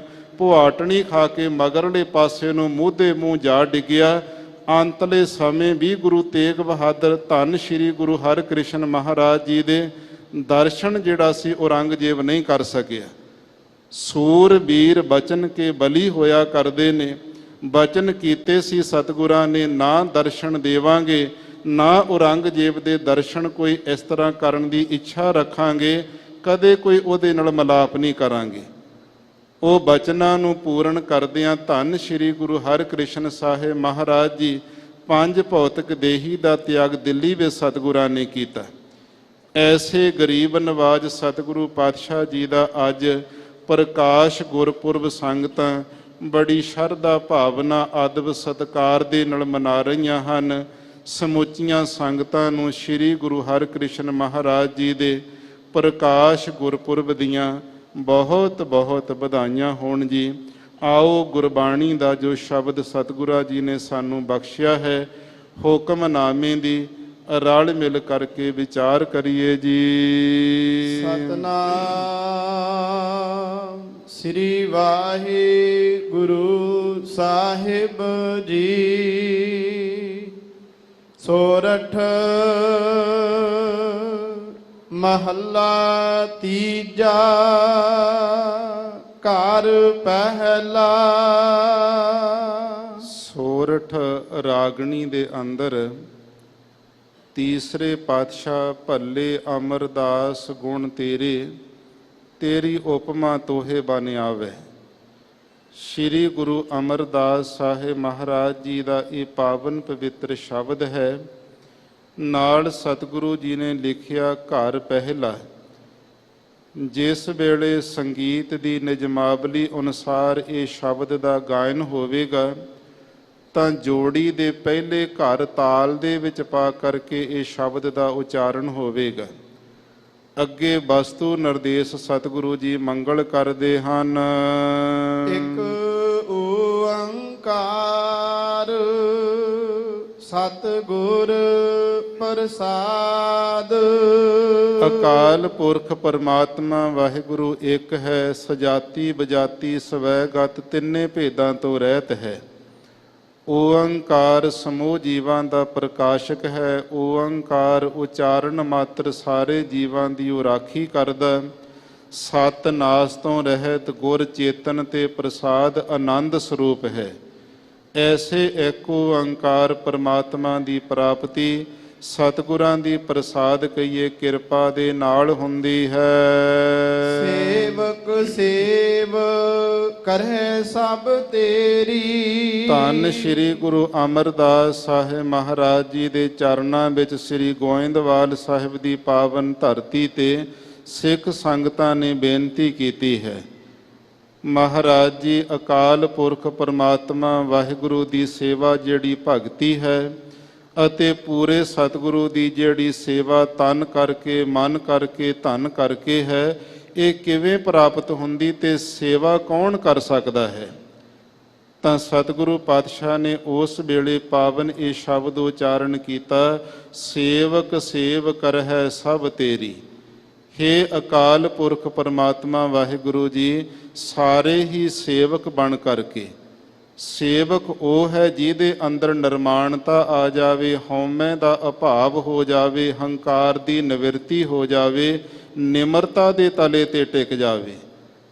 ਉਹੀ ਐਸਾ ਸੇਵਕ ਜਿਹੜਾ ਹੈ ਦਾਸਾ ਭਾਵ ਧਾਰਨ ਕਰਕੇ ਆਪ ਜੀ ਦੀ ਸੇਵਾ ਨੂੰ ਕਰਨੀ ਕਰਦਾ ਹੈ। ਜਿਨ ਸ਼ਬਦ ਸਾਧ ਆਇਆ। ਜਿਸ ਨੇ ਗੁਰੂ ਸਾਹਿਬ ਦੀ ਰਸਨਾ ਤੋਂ ਬੈਠ ਕਰਕੇ ਸ਼ਬਦ ਉਪਦੇਸ਼ ਸੁਣਨਾ ਕੀਤਾ ਤੇ ਫਿਰ ਸ਼ਬਦ ਦੀ ਉਪਦੇਸ਼ ਦੀ ਕਮਾਈ ਕੀਤੀ ਹੈ। ਜਦੋਂ ਉਪਦੇਸ਼ ਨੂੰ ਕੋਈ ਸੁਣਦਾ ਹੈ ਫਿਰ ਕਮਾਈ ਕਰਦਾ, ਫਿਰ ਉਹਨੂੰ ਸਾਧ ਬ੍ਰਹਮਾਨੰਦ ਦਾ ਸਵਾਦ ਰਸ ਆਉਂਦਾ ਹੈ। ਜਦੋਂ ਬ੍ਰਹਮਾਨੰਦ ਦਾ ਰਸ ਬਣ ਗਿਆ ਤੇ ਫਿਰ ਸਾਰੇ ਪਾਸੇ ਪਰਮਾਤਮਾ ਦਾ ਰੂਪ ਹੀ ਦਿਸਣ ਲੱਗ ਜਾਂਦਾ। ਫਿਰ ਉਹ ਗੁਰੂ ਦੀ ਸੇਵਾ ਕਰਦਾ ਹੈ, ਗੁਰੂ ਦੀਆਂ ਸੰਗਤਾਂ ਦੀ ਗੁਰੂ ਰੂਪ ਜਾਣ ਕੇ ਸੇਵਾ ਕਰਨ ਲੱਗ ਜਾਂਦਾ। ਪਰਮਾਤਮਾ ਦੀ ਜੋਤ ਸਾਰਿਆਂ ਦੇ ਅੰਦਰ ਸਮਝ ਕਰਕੇ ਤੇ ਸਾਰਿਆਂ ਦੀ ਸੇਵਾ ਵਿੱਚ ਲੱਗ ਜਾਂਦਾ। ਸਭ ਤਰ੍ਹਾਂ ਦੀ ਉਹ ਸੇਵਕ ਸੇਵਾ ਕਰਦਾ ਹੈ ਨਿਮਰਤਾ ਵਿੱਚ। ਜਿਹਨੇ ਗੁਰੂ ਦੇ ਸ਼ਬਦ ਨੂੰ ਸੁਣ ਕੇ ਕਮਾ ਲਿਆ ਬ੍ਰਹਮਾਨੰਦ ਦਾ ਸਵਾਦ ਰਸ ਜਿਸ ਨੂੰ ਆ ਬਣਿਆ ਹੈ। ਗੁਰ ਕਿਰਪਾ ਤੇ ਨਿਰਮਲ ਹੋਆ। ਗੁਰੂ ਸਾਹਿਬ ਦੀ ਜਿਹੜੀ ਕਿਰਪਾ ਹੈ, ਗੁਰੂ ਸਾਹਿਬ ਦੀ ਰਹਿਮਤ ਬਖਸ਼ਿਸ਼ ਹੋ ਜਾਂਦੀ ਗੁਰਮੁਖ ਦੇ ਉੱਪਰ। ਫਿਰ ਉਹ ਗੁਰੂ ਪਿਆਰੇ ਦਾ ਮਨ ਨਿਰਮਲ ਕਹੀਏ ਉਜਲਾ ਹੋ ਜਾਂਦਾ। ਸਾਰੀਆਂ ਮਨ ਦੀਆਂ ਮੈਲਾਂ ਉਹਦੀਆਂ ਲੱਥ ਜਾਂਦੀਆਂ, ਮਨ ਪਵਿੱਤਰ ਬਣ ਜਾਂਦਾ ਹੈ। ਜਿਨ ਵਿੱਚੋਂ ਆਪ ਗਵਾਇਆ। ਜਿਸ ਗੁਰੂ ਦੇ ਪਿਆਰੇ ਨੇ ਆਪਣੇ ਵਿੱਚੋਂ ਆਪਾ ਭਾਵ ਹਉਮੈ ਤੇ ਹੰਕਾਰ ਗਵਾ ਦਿੱਤੇ, ਦੂਰ ਕਰ ਦਿੱਤੇ ਹਨ। ਅਨ ਦਿਨ ਗੁਣ ਗਾਵਹਿ ਨਿਤ ਸਾਚੇ। ਜਿਹੜੇ ਗੁਰੂ ਦੇ ਪਿਆਰੇ ਨਿਤ ਹਮੇਸ਼ਾ ਵਾਸਤੇ ਸਦੀਵ ਕਾਲ ਇੱਕ ਰਸ ਪਰਮਾਤਮਾ ਵਾਹਿਗੁਰੂ ਦੇ ਗੁਣਾਂ ਨੂੰ ਗਾਉਣਾ ਕਰਦੇ ਹਨ, ਸੱਚੇ ਪਰਮਾਤਮਾ ਦੇ। ਗੁਰ ਕੈ ਸ਼ਬਦ ਸੁਹਾਇਆ। ਉਹਨਾਂ ਦੇ ਅੰਦਰ ਗੁਰੂ ਸਾਹਿਬ ਦਾ ਸ਼ਬਦ ਜਿਹੜਾ ਉਪਦੇਸ਼ ਟਿਕ ਜਾਂਦਾ ਹਿਰਦੇ ਵਿੱਚ, ਫਿਰ ਉਹ ਗੁਰਮੁਖਾਂ ਦਾ ਜੀਵਨ ਸੁਹਾਇਆ ਸੋਭਨੀਕ ਬਣ ਜਾਂਦਾ ਹੈ। ਮੇਰੇ ਠਾਕੁਰ ਹਮ ਬਾਰਕ ਸਰਣ ਤੁਮਾਰੀ। ਬੇਨਤੀ ਕਰਨੀ ਹੈ ਪਰਮਾਤਮਾ ਦੇ ਚਰਨਾਂ ਵਿੱਚ, ਹੇ ਅਕਾਲ ਪੁਰਖ ਪਰਮਾਤਮਾ ਮੇਰੇ ਠਾਕੁਰ ਕਹੀਏ ਮਾਲਕ ਪਰਮੇਸ਼ਰ ਜੀ, ਹਮ ਬਾਰਕ ਸ਼ਰਨ ਤੁਮਾਰੀ। ਅਸੀਂ ਬਾਰਕ ਬੱਚੇ ਹਾਂ, ਆਪ ਜੀ ਦੇ ਤੁਹਾਡੀ ਸ਼ਰਨ ਦੇ ਵਿੱਚ ਆ ਕੇ ਪੈ ਗਏ ਹਾਂ। ਏਕੋ ਸੱਚਾ ਸੱਚ ਤੂੰ। ਇੱਕੋ ਇੱਕ ਪਰਮਾਤਮਾ ਵਾਹਿਗੁਰੂ ਤੁਸੀਂ ਆਪ ਹੀ ਸੱਚੇ ਹੋ। ਕੇਵਲ ਆਪ ਮੁਰਾਰੀ। ਮੁਰਾਰੀ ਦਾ ਅਰਥ ਹੈ ਜਿਹੜਾ ਮੋਹ ਰੂਪੀ ਦੈਂਤ ਦਾ ਅਰੀ ਦੁਸ਼ਮਣ ਹੈ, ਪਰਮਾਤਮਾ ਮੋਹ ਨੂੰ ਖਤਮ ਕਰ ਦਿੰਦਾ। ਹੇ ਮੁਰਾਰੀ ਅਕਾਲ ਪੁਰਖ ਪਰਮਾਤਮਾ ਵਾਹਿਗੁਰੂ ਤੁਸੀਂ ਪਿਛਲੇ ਜਿਹੜਾ ਸਮਾਂ ਭੂਤ ਕਾਲ ਗੁਜ਼ਰ ਚੁੱਕਿਆ ਉਹਦੇ ਵਿੱਚ ਵੀ ਆਪ ਹੀ ਸੱਚੇ ਸੀ। ਅੱਜ ਦਾ ਵਰਤਮਾਨ ਜਿਹੜਾ ਸਮਾਂ ਚੱਲਦਾ ਹੈ ਇਹਦੇ ਵਿੱਚ ਵੀ ਆਪ ਸੱਚੇ ਹੋ। ਆਉਣ ਵਾਲਾ ਜਿਹੜਾ ਭਵਿੱਖਤ ਸਮਾਂ ਉਹਦੇ ਵਿੱਚ ਵੀ ਸੱਚੇ ਹੋਵੋਗੇ। ਤਿੰਨਾਂ ਸਮਿਆਂ ਦੇ ਅੰਦਰ ਕੇਵਲ ਤੇ ਕੇਵਲ ਇੱਕੋ ਇੱਕ ਪਰਮਾਤਮਾ ਤੁਸੀਂ ਆਪ ਹੀ ਸੱਚ ਰੂਪ ਹੋ। ਰਹਾਉ। ਵਿਸਰਾਮ ਦੇ ਕੇ ਸਤਿਗੁਰੂ ਜੀ ਉਚਾਰਨ ਕਰਦੇ ਹਨ। ਜਾਗਤ ਰਹੇ ਤਿਨੀ ਪ੍ਰਭ ਪਾਇਆ। ਜਿਹੜੇ ਗੁਰੂ ਦੇ ਪਿਆਰੇ ਜਾਗਤ ਦਾ ਅਰਥ ਹੈ ਗਿਆਨ ਦੀ ਜਾਗਰਤ ਅਵਸਥਾ ਦੇ ਅੰਦਰ ਜਾਗਣਾ ਕੀਤੇ ਨੇ, ਉਹਨਾਂ ਗਿਆਨਵਾਨਾਂ ਸੱਜਣਾ ਨੇ ਪਰਮਾਤਮਾ ਨੂੰ ਪਾਇਆ, ਪ੍ਰਾਪਤ ਕਰ ਲਿਆ। ਸ਼ਬਦੇ ਹਉ ਮੈਂ ਮਾਰੀ। ਗਿਆਨ ਦੀ ਜਾਗਰਤ ਅਵਸਥਾ ਦੇ ਅੰਦਰ ਜਾਗਿਆ ਕਿਵੇਂ ਜਾਂਦਾ? ਸਤਿਗੁਰੂ ਪਾਤਸ਼ਾਹ ਕਹਿੰਦੇ, ਭਾਈ ਜਿਨ੍ਹਾਂ ਨੇ ਗੁਰੂ ਦੇ ਸ਼ਬਦ ਦੀ ਕਮਾਈ ਕੀਤੀ ਤੇ ਕਮਾਈ ਕਰਨ ਦੇ ਨਾਲ ਅੰਦਰੋਂ ਹਉਮੈ ਮਾਰੀ ਖਤਮ ਕਰ ਲਈ ਹੈ। ਹਉਮੈ ਨਾਵੈ ਨਾਲ ਵਿਰੋਧ ਹੈ, ਦੋਏ ਨਾ ਬਸੈ ਇਕਠਾਏ। ਹਉਮੈ ਵਿੱਚ ਸੇਵਾ ਨਾ ਹੋਵੇ ਤਾਂ ਮਨ ਬਿਰਥਾ ਜਾਏ। ਹਉਮੈ ਦਾ ਅਤੇ ਨਾਮ ਦਾ ਆਪਸ ਵਿੱਚ ਬੜਾ ਭਾਰੀ ਵਿਰੋਧ ਹੈ, ਤੇ ਜਦੋਂ ਕੋਈ ਨਾਮ ਦੀ ਕਮਾਈ ਕਰਦਾ ਤੇ ਹਉਮੈ ਨੂੰ ਮਾਰ ਦਿੰਦਾ। ਫਿਰ ਗਿਆਨ ਦੀ ਜਾਗਰਤ ਅਵਸਥਾ ਵਿੱਚ ਜਾਗਿਆ ਜਾਂਦਾ। ਉਹ ਜਾਗੇ ਹੋਏ ਗੁਰੂ ਦੇ ਪਿਆਰੇ ਪਰਮਾਤਮਾ ਨੂੰ ਪਾ ਲੈਂਦੇ ਹਨ। ਗਿਰਹੀ ਮਹਿ ਸਦਾ ਹਰ ਜਨ ਉਦਾਸੀ। ਜਿਹੜੇ ਹਰੀ ਪਰਮਾਤਮਾ ਦੇ ਜਨ ਪਿਆਰੇ ਸੇਵਕ ਗੁਰਸਿੱਖ ਨੇ, ਉਹ ਗਿਰਹੀ ਕਈਏ ਗ੍ਰਸਤ ਦੇ ਅੰਦਰ ਰਹਿੰਦਿਆਂ ਹੋਇਆਂ, ਘਰ-ਵਾਰ ਦੇ ਵਿੱਚ, ਪਰਿਵਾਰ ਦੇ ਵਿੱਚ ਰਹਿੰਦਿਆਂ ਮਨ ਕਰਕੇ ਸਦਾ ਉਦਾਸ ਰਹਿੰਦੇ, ਨਿਰਲੇਪ ਰਹਿੰਦੇ ਹਨ। ਗਿਆਨ ਤਤ ਵਿਚਾਰੀ। ਕਿਉਂਕਿ ਉਹਨਾਂ ਨੇ ਤਤ ਅਕਾਲ ਪੁਰਖ ਪਰਮਾਤਮਾ ਜਿਹੜਾ ਸਿਧਾਂਤ ਰੂਪ ਹੈ ਉਸ ਦੇ ਗਿਆਨ ਦੀ ਵਿਚਾਰ ਕੀਤੀ ਹੈ। ਸਤਿਗੁਰ ਸੇਵ ਸਦਾ ਸੁਖ ਪਾਇਆ। ਜਿਨ੍ਹਾਂ ਨੇ ਪੂਰੇ ਸਤਿਗੁਰਾਂ ਦੀ ਤਨ ਕਰਕੇ, ਮਨ ਕਰਕੇ, ਧਨ ਕਰਕੇ ਸੇਵਾ ਕਰਨਾ ਕੀਤੀ ਹੈ, ਉਹਨਾਂ ਨੇ ਭਾਈ ਸਦੀਵ ਸੁਖ ਨੂੰ ਪਾਇਆ, ਪ੍ਰਾਪਤ ਕਰ ਲਿਆ। ਸਤਿਗੁਰੂ ਦੀ ਸੇਵਕੀ ਹੈ, ਜਿਨ੍ਹਾਂ ਨੇ ਗੁਰੂ ਵਾਲੇ ਬਣ ਕਰਕੇ ਸੇਵ ਭਗਤੀ ਕਰਨਾ ਕੀਤੀ। ਪਰਮਾਤਮਾ ਦੀ ਭਗਤੀ ਕਰਨ ਵਾਲੇ ਭਗਤਾਂ ਨੇ ਸਦੀਵ ਸੁਖ ਪਾ ਲਿਆ। ਹਰ ਰਾਖਿਆ ਉਰ ਧਾਰੀ। ਹਰਿਆਂ ਕਰਨ ਵਾਲੇ ਹਰੀ ਪਰਮਾਤਮਾ ਨੂੰ ਆਪਣੇ ਔਰ ਹਿਰਦੇ ਦੇ ਅੰਦਰ ਧਾਰਨ ਕਰਕੇ ਵਸਾ ਕੇ ਰੱਖ ਲਿਆ ਹੈ। ਇਹੋ ਮਨੁਆ ਦਹਿ ਦਿਸ ਧਾਵਦਾ। ਦੂਜੇ ਪਾਸੇ ਸਾਡੇ ਵਰਗੇ ਮਨਮੁਖਾਂ ਦੀ ਹਾਲਤ ਸਤਿਗੁਰੂ ਬਿਆਨ ਕਰਦੇ ਨੇ। ਮਨਮੁਖਾਂ ਦੀ ਅੰਦਰਲੀ ਅਵਸਥਾ ਕੀ ਹੈ? ਇਹੋ ਮਨੁਆ ਦਹਿ ਦਿਸ ਧਾਵਦਾ। ਇਹ ਜਿਹੜਾ ਮਨੁਆ ਮਨ ਹੈ, ਜੀਵਾਂ ਦਾ ਸੰਕਲਪਾਂ ਵਿਕਲਪਾਂ ਦੀ ਪੰਡ ਜਿਸ ਨੂੰ ਕਿਹਾ ਜਾਂਦਾ, ਇਹ ਮਨ ਮੁਖਾਂ ਦਾ ਦਸੋ ਦਿਸ਼ਾਂ ਵਿੱਚ ਹੀ ਧਾਵਦਾ, ਕਹੀਏ ਦੌੜਿਆ ਫਿਰਦਾ ਹੈ। ਕਦੇ ਕਿਸੇ ਪਾਸੇ ਨੂੰ ਦੌੜਦਾ, ਕਦੇ ਕਿਸੇ ਪਾਸੇ ਮਨ ਮੁਖਾਂ ਦਾ ਮਨ ਦੌੜਦਾ ਹੈ। ਦੂਜੇ ਭਾਏ ਖੁਆਇਆ। ਪਰਮਾਤਮਾ ਵਾਹਿਗੁਰੂ ਦੇ ਨਾਮ ਨੂੰ ਛੱਡ ਕਰਕੇ, ਪਰਮਾਤਮਾ ਵਾਹਿਗੁਰੂ ਦੀ ਭਗਤੀ ਛੱਡ ਕੇ, ਸੇਵਾ ਤੇ ਸਿਮਰਨ ਦਾ ਤਿਆਗ ਕਰਕੇ ਦੂਜੇ ਭਾਏ ਦਵੈਤ ਭਾਵ ਦੇ ਵਿੱਚ ਮਨ ਲੱਗ ਗਿਆ। ਖੁਆਇਆ ਦਾ ਅਰਥ ਫਿਰ ਉਹ ਖਰਾਬ ਹੋਣਾ ਕਰਦਾ ਹੈ। ਮਨ ਮੁਖ ਮੁਗਦ ਹਰ ਨਾਮ ਨਾ ਚੇਤੈ। ਜਿਹੜਾ ਮਨ ਦੀ ਸਿੱਖਿਆ ਨੂੰ ਮੁੱਖ ਰੱਖਣ ਵਾਲਾ ਮਨਮੁਖ ਬੰਦਾ ਹੈ, ਤੇ ਉਹ ਸਾਧ ਸੰਗਤ ਜੀ ਮੁਗਧ ਮੂਰਖ ਹੈ, ਜਾਂ ਮਨਮੁਖ ਹੈ ਜਿਹਨੂੰ ਸ਼ਾਸਤਰ ਦਾ ਕੋਈ ਗ੍ਰੰਥਾਂ ਦਾ ਗਿਆਨ ਨਹੀਂ ਹੈ। ਜੀਵ ਈਸ਼ ਦੀ ਏਕਤਾ ਕਰਵਾਉਣ ਵਾਲਾ ਜਿਹਨੂੰ ਗਿਆਨ ਨਾ ਹੋਵੇ ਉਹਨੂੰ ਮਨਮੁਖ ਕਿਹਾ ਜਾਂਦਾ। ਤੇ ਮੁਗਧ ਹੁੰਦਾ ਸਾਧ ਸੰਗਤ ਜੀ ਜਿਸ ਨੂੰ ਪਰਮਾਰਥ ਦੀ ਕੋਈ ਸੂਝ ਨਾ ਹੋਵੇ। ਜੋ ਕੁਝ ਹੈ ਇੱਥੇ ਹੀ ਹੈ, ਖਾਣਾ ਪੀਣਾ ਇਹਦੇ ਨਾਲ ਹੀ ਜ਼ਿੰਦਗੀ ਖਤਮ ਹੈ, ਇੰਨਾ ਕੁਝ ਕਹਿਣ ਵਾਲੇ ਨੂੰ ਮੁਗਧ ਮੂਰਖ ਕਿਹਾ ਜਾਂਦਾ। ਮਨਮੁਖ ਸ਼ਾਸਤਰ ਤੋਂ ਹੀਣਾ ਹੈ, ਮੁਗਧ ਪਰਮਾਰਥ ਤੋਂ ਹੀਣਾ ਹੈ। ਹਰ ਨਾਮ ਨਾ ਚੇਤੈ। ਫਿਰ ਉਹ ਭਾਈ ਕਦੇ ਵੀ ਪਰਮਾਤਮਾ ਵਾਹਿਗੁਰੂ ਦੇ ਨਾਮ ਦਾ ਚਿੰਤਨ ਨਹੀਂ ਕਰਦਾ। ਬਿਰਥਾ ਜਨਮ ਗਵਾਇਆ। ਜਿਹੜਾ ਮਨੁੱਖਾ ਜਨਮ ਹੀਰੇ ਵਰਗਾ ਪਰਮਾਤਮਾ ਨੇ ਦਿੱਤਾ ਸੀ, ਉਹਨੇ ਇਸ ਪ੍ਰਕਾਰ ਕੌਡੀਆਂ ਦੇ ਭਾਣੇ ਇਸ ਨੂੰ ਗਵਾ ਦਿੱਤਾ, ਨਿਸਫਲ ਹੀ ਗਵਾ ਦਿੱਤਾ ਹੈ। ਸਤਿਗੁਰ ਭੇਟੇ ਤਾ ਨਾਉ ਪਾਏ। ਜਦੋਂ ਪੂਰਨ ਸਤਿਗੁਰੂ ਗੁਰੂ ਨਾਨਕ ਦੇਵ ਸਾਹਿਬ, ਗੁਰੂ ਅੰਗਦ ਦੇਵ ਸਾਹਿਬ ਜੀ ਵਰਗੇ ਗੁਰੂ ਸਤਿਗੁਰੂ ਮਿਲ ਜਾਂਦੇ ਨੇ, ਤਾਂ ਫਿਰ ਨਾਮ ਦੀ ਪਾਏ ਪ੍ਰਾਪਤੀ ਹੁੰਦੀ ਹੈ। ਪੂਰੇ ਗੁਰੂ ਦੇ ਕੋਲੋਂ ਨਾਮ ਦੀ ਪ੍ਰਾਪਤੀ ਕਰੀਦੀ ਹੈ। ਹਉ ਮੈਂ ਮੋਹ ਚੁਕਾਇਆ। ਜਿਹੜੀ ਅੰਦਰ ਹਉਮੈ ਹੈ ਜੀਵ ਦੇ, ਆਪਣੇ ਗੁਣਾਂ ਦੀ, ਆਪਣੀ ਜਾਤੀ ਦੀ, ਸੁੰਦਰ ਰੂਪ ਦੀ, ਕੋਈ ਵਿਦਿਆ ਦੀ ਹਉਮੈ ਚੁੱਕੀ ਫਿਰਦਾ ਹੈ, ਤੇ ਮੋਹ ਆਪਣੇ ਪਰਿਵਾਰਾਂ ਦਾ ਹੈ। ਇਹ ਸਾਰਾ ਹੀ ਗੁਰੂ ਦੇ ਨਾਲ ਮਿਲਣ ਕਰਕੇ, ਨਾਮ ਦੀ ਪ੍ਰਾਪਤੀ ਕਰਕੇ ਚੁੱਕਿਆ ਜਾਂਦਾ। ਹਰ ਜਨ ਸਾਚੇ ਸਾਚ ਕਮਾਵਹਿ। ਜਿਹੜੇ ਹਰੀ ਪਰਮਾਤਮਾ ਵਾਹਿਗੁਰੂ ਦੇ ਜਨ ਪਿਆਰੇ ਹਨ, ਉਹ ਭਾਈ ਸੱਚੇ ਹਨ। ਸੱਚੇ ਕਿਉਂ ਨੇ? ਸਾਚ ਕਮਾਵੇ, ਸੱਚੇ ਪਰਮਾਤਮਾ ਦੇ ਨਾਮ ਦੀ ਕਮਾਈ ਕਰਦੇ ਹਨ।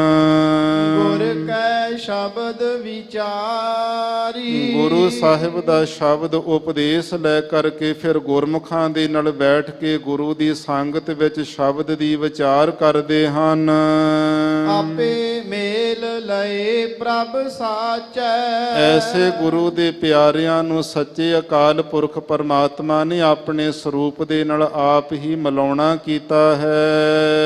ਸਾਚ ਰੱਖਿਆ ਉਰ ਧਾਰੀ। ਉਹਨਾਂ ਨੂੰ ਪਰਮਾਤਮਾ ਮਿਲਾਉਂਦਾ ਹੈ ਸਰੂਪ ਦੇ ਵਿੱਚ, ਜਿਨ੍ਹਾਂ ਨੇ ਆਪਣੇ ਉਰ ਹਿਰਦੇ ਅੰਦਰ ਸੱਚੇ ਨਾਮ ਨੂੰ ਧਾਰਨ ਕਰਕੇ ਰੱਖਿਆ, ਵਸਾ ਲਿਆ।